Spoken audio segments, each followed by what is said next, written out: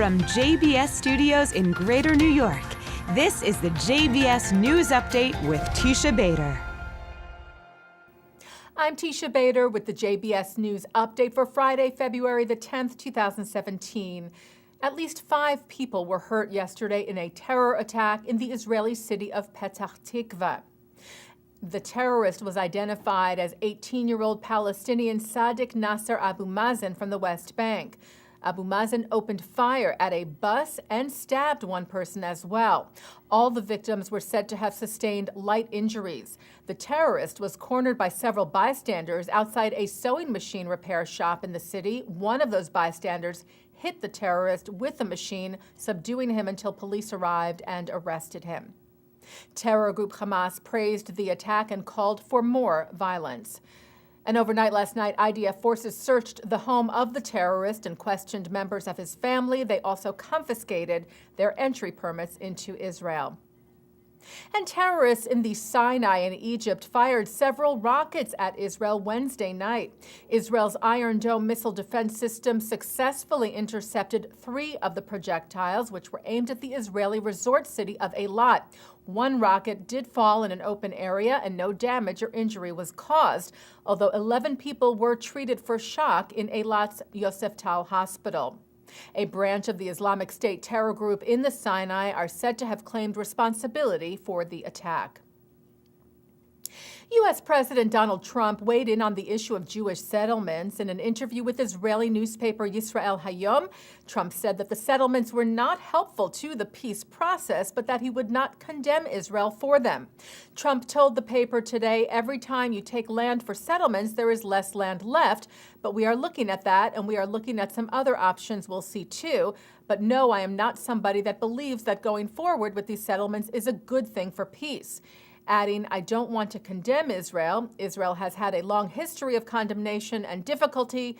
I understand Israel very well, and I respect Israel a lot, and they have been through a lot. Trump added, I would like to see peace and beyond that, and I think that peace for Israel would be a good thing for the Israeli people, not just a good thing, a great thing.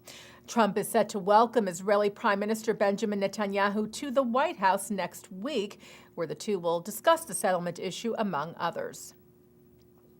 A secret humanitarian operation is helping refugees of the Syrian civil war stay warm this winter.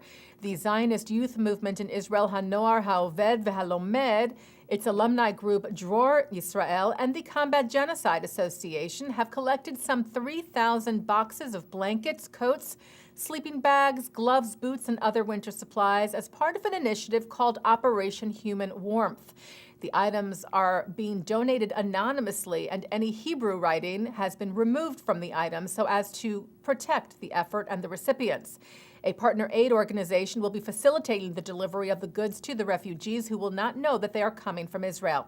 Gilad Perry, who is the International Collaborations Director for Dror Israel, referred to the fact that supplies had come from Jewish, Arab, and Druze neighborhoods across the country.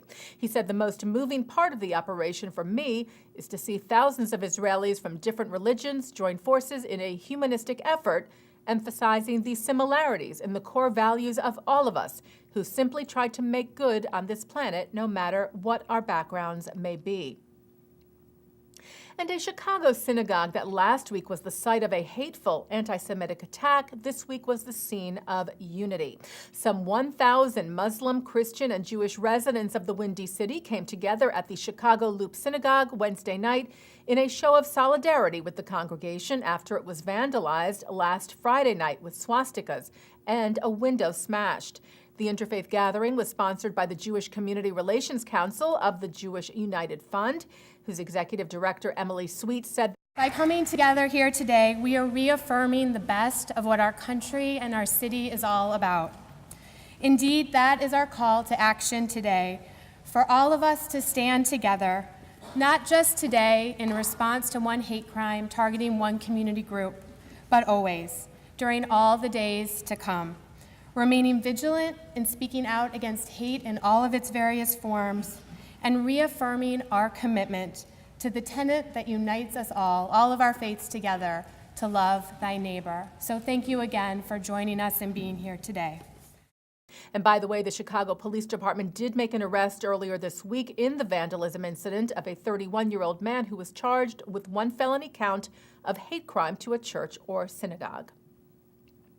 And taking a look now at our programming for tonight on JBS for Friday, February the 10th. Live Shabbat services are coming up at 6 o'clock from New York City's Central Synagogue, followed by a Shabbat Shirah concert with the late Jules Frankel. At 8:30, Daniel Gordis addresses the AJC Global Forum. At 9, it's the film Hasidism and Mysticism. And at 10, Alon Grach looks at the Israeli mind.